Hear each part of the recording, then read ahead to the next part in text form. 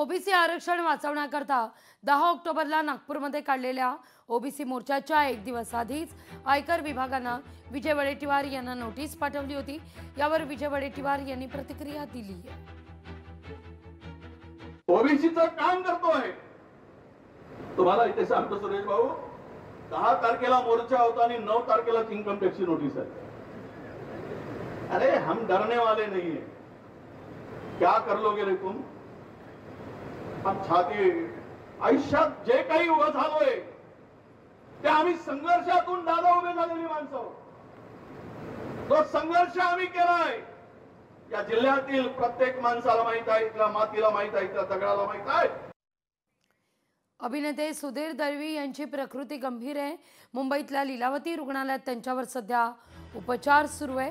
आर्थिक मदत देण्यासंदर्भात राहुल कनाल यांनी विनंती देखील केली आहे।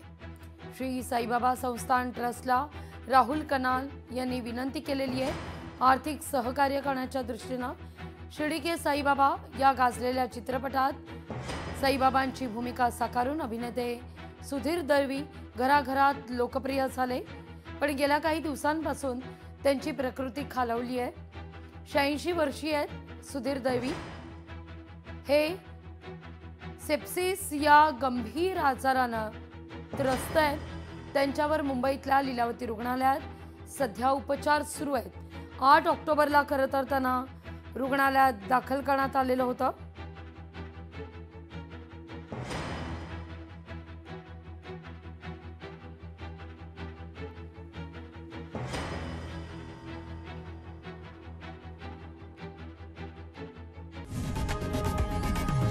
लोकशाही मराठी ऐका, पहा, जागरूक रहा।